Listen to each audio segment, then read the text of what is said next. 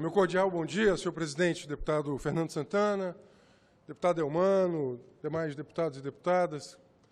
Eu queria, servidores da casa, imprensa, eu queria aqui, deputada Augusta, fazer uma ponderação sobre os eventos que ensejaram talvez a maior crise institucional da República no último período. A revelação dos diálogos entre o ex-juiz Sérgio Moro e um grupo de procuradores deve ser pensado a partir de diferentes vieses. Eu quero aqui, sobretudo, me contrapor a uma certa narrativa que está sendo difundida mais amplamente pela grande mídia, que busca levar o foco do debate ao processo, obviamente ilegal, de coleta desses diálogos, mais até do que o conteúdo revelado. Há mais ou menos 2 anos, quando o ex-juiz Sérgio Moro foi entrevistado pelo então jornalista Pedro Bial, ele dizia que mais importante do que o processo era o conteúdo dos diálogos entre a ex-presidenta Dilma e o ex-presidente Lula. Quero dizer que ele estava correto, como correto também é esse raciocínio hoje. Os diálogos havidos entre o ex-juiz Sérgio Moro e o procurador Deltan Dallagnol não devem servir de prova contra eles, mas, sobretudo, revelam uma gravíssima corrosão do nosso sistema penal acusatório. Existem, basicamente, 2 sistemas processuais penais no mundo. O inquisitorial, em que o juiz ele é acusador, ele produz prova, e o acusatório. Estruturalmente, o Brasil ele optou pelo sistema acusatório. O Brasil não optou pelo sistema inquisitorial. No sistema inquisitorial, o juiz ele produz prova, ele acusa. Ele funciona como se parte fosse. E alguns, inclusive para alguns crimes de menor potencial ofensivo, me parece que nós podemos pensar uma nova redação processual penal, isso obviamente é outro debate, em que nós pudéssemos combinar situações de um sistema com o outro. Mas esse não é o debate não é um debate de ordem técnica nesse momento. O que eu queria dizer é que é uma gravíssima corrosão do sistema acusatório. Por quê? Porque houve inequívoco comprometimento do sistema, porque houve ajuste, houve combinação. Isso inocenta as pessoas? Não. A nulidade, aí um segundo pressuposto do processo penal. A nulidade do processo, ela não leva necessariamente à inocência dos acusados. Leva à nulidade do ato. O ato tem que ser refeito para que haja ou não nova condenação ou absolvição. Mas o que há, para além de um aspecto técnico, da nulidade, o que causa assombro por demais é a revelação da combinação, a revelação do ajuste. Eu não estou aqui absolvendo as pessoas que foram imputadas de crime, nem as condenando. Quem condena ou absolve é o judiciário. O judiciário brasileiro ele tem presidente, que é o juiz do processo, e tem as partes. As partes apresentam as provas que são legítimas e legais.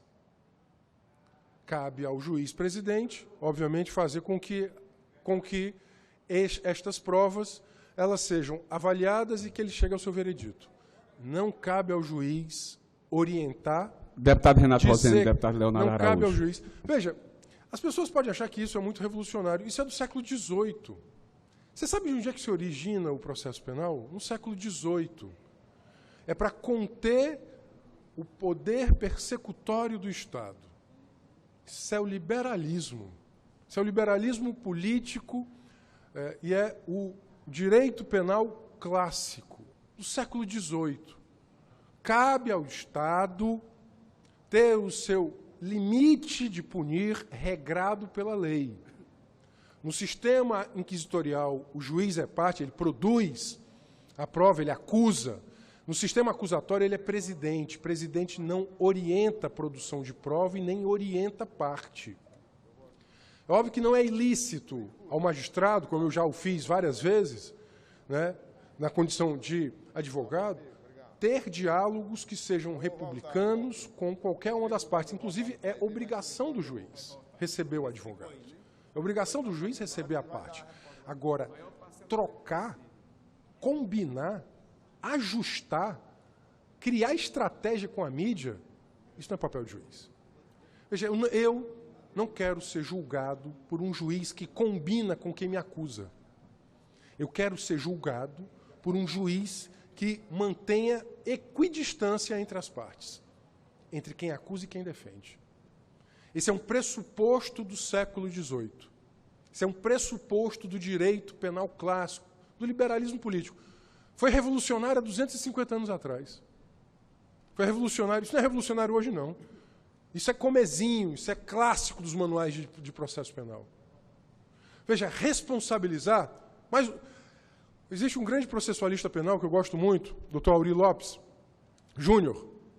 Não confundir com o administrativista, estou falando do processualista penal, que ele abre uma das suas obras e diz: punir, responsabilizar é um ato civilizatório.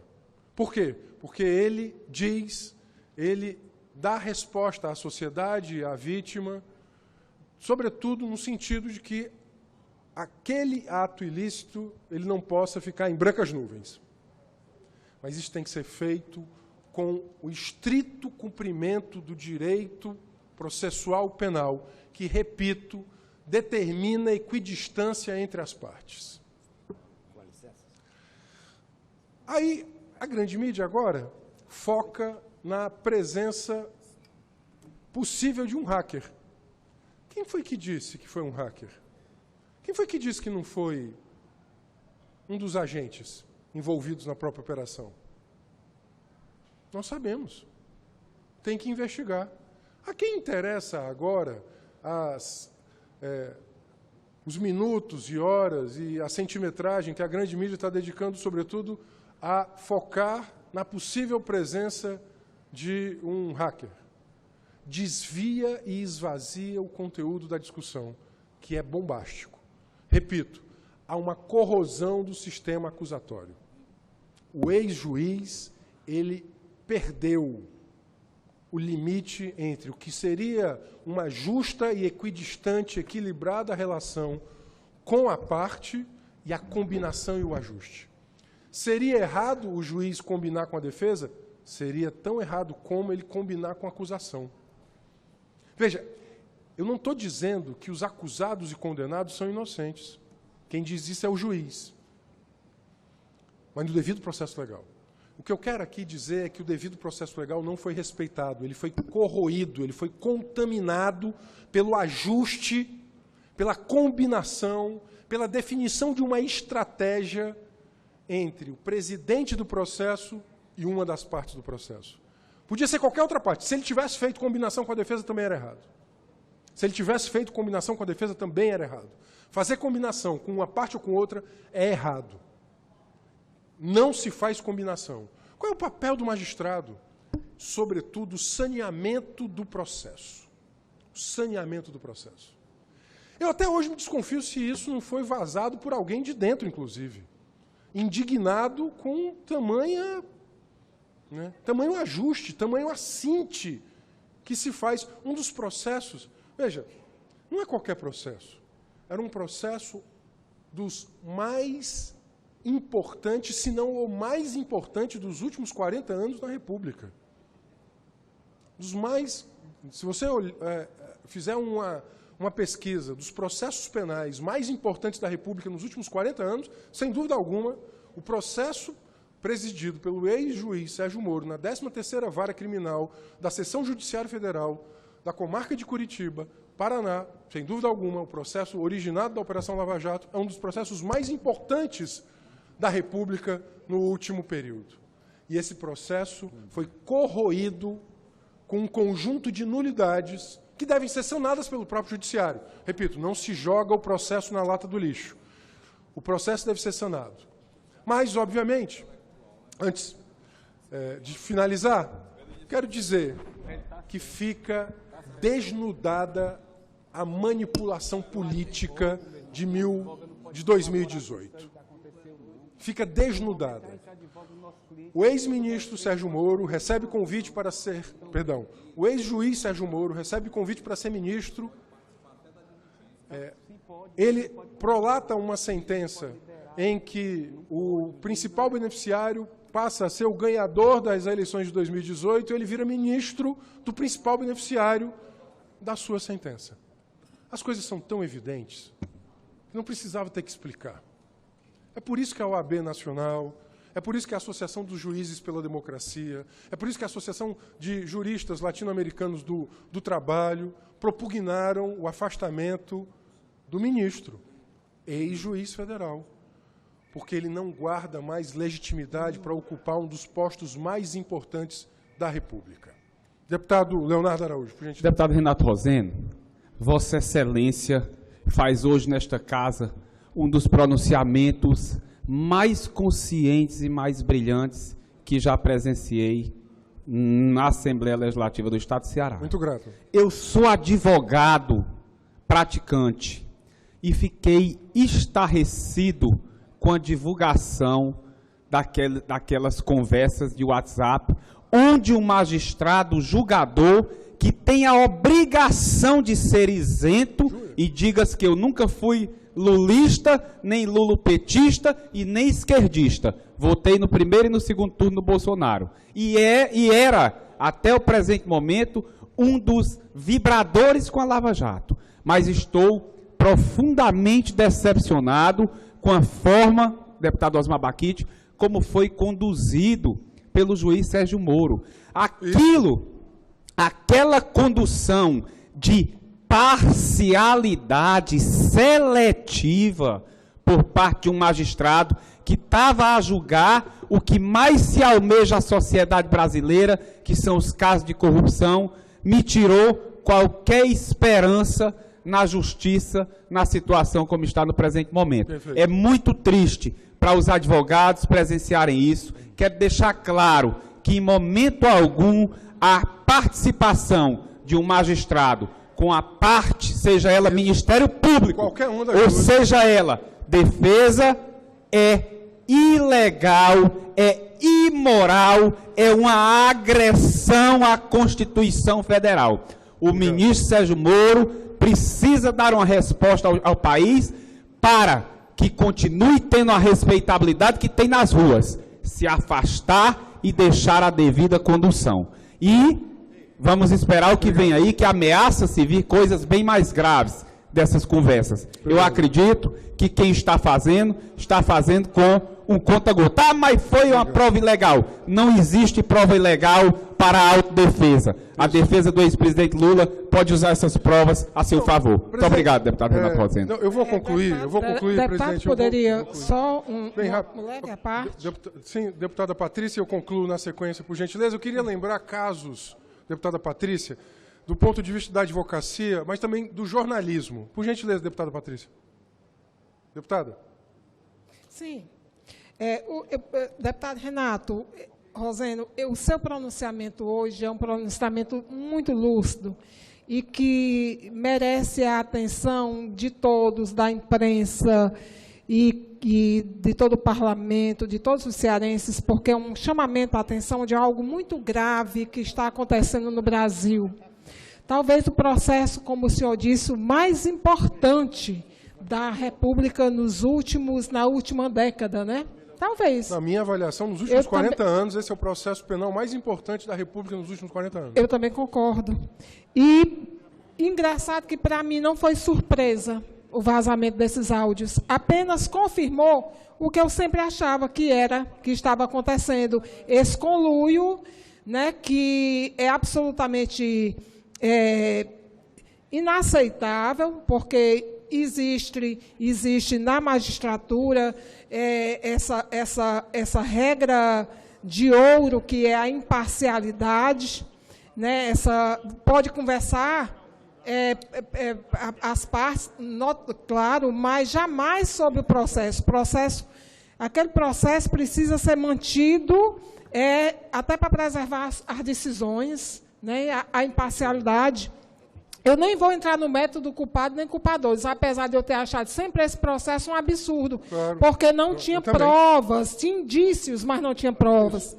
Então, nós vou finalizar aqui minha parte dizendo que esse caso merece uma investigação rígida, uma investigação que talvez o ministro não esteja na situação, como ministro da Justiça, no momento de ser o condutor dessa investigação, mas como afeta a alta república, precisa de uma investigação superior e que o Brasil merece a resposta. Sim.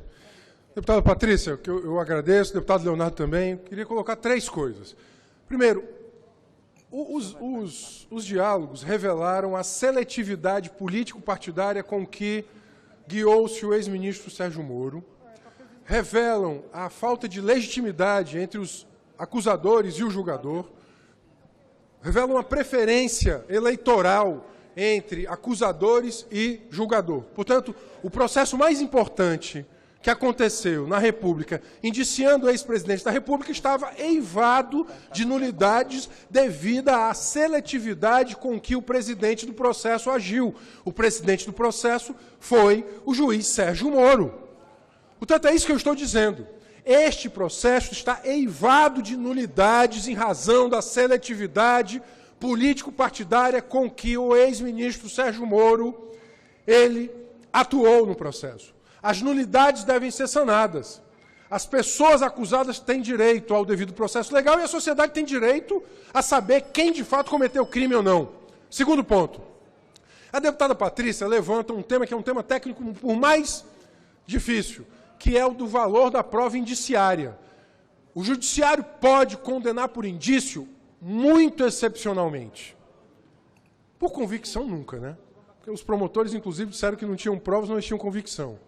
Prova indiciária, ou seja, tem indício que é a exceção da exceção da exceção. E na Operação Lava Jato virou a regra. A prova indiciária acabou sendo utilizada, não como exceção, mas como regra, a prova indiciária. Mas terceiro, agora eu queria dialogar com jornalistas que eu não sou dessa área. O Watergate foi um dos maiores escândalos da América do Norte, envolvendo o presidente Nixon. Se os senhores tivessem acesso às gravações... Por gentileza. Eu vou concluir. O processo Watergate foi um dos processos mais rumorosos dos Estados Unidos, quiçá do planeta. Se os senhores são jornalistas, tivessem acesso às gravações do Watergate, em que o presidente da República dos Estados Unidos da América mancomunava e orientava o vigilantismo, o grampo sobre seus adversários, vocês não usariam essas gravações? Se vocês, repito, tivessem acesso, se vocês fossem os jornalistas norte-americanos que tiveram acesso àquelas gravações do caso Watergate, vocês não usariam? É óbvio que usariam, porque jornalismo é serviço público, jornalismo é plural, jornalismo ele incomoda ao poder, porque se ele não incomoda ao poder, ele é quase sempre submisso ao poder. Por isso que é necessário... Eu presto 30 segundos. É necessário prezar pelo bom jornalismo e o direito que o jornalista tem à sua fonte. O que está sendo colocado agora, sobretudo a partir do governo federal, é inclusive contrário a um dos pressupostos constitucionais da liberdade de imprensa, que é ter acesso à fonte e guardar o anonimato da sua fonte. É a única condição, inclusive que a Constituição permite, é ao jornalista resguardar a sua fonte. Ninguém mais pode fazer isso. Só o jornalista pode fazer isso no exercício da sua profissão e da liberdade de imprensa. Por isso é tão importante a democratização da comunicação aqui. É por isso que tem incomodado tanto a grande mídia, esta mídia que tem feito esse trabalho investigativo tão profundo. Portanto, eu queria elogiar aqui o jornalismo investigativo que faltava muito ao Brasil e falta, inclusive, ao nosso jornalismo regional aqui no estado do Ceará. Muito obrigado.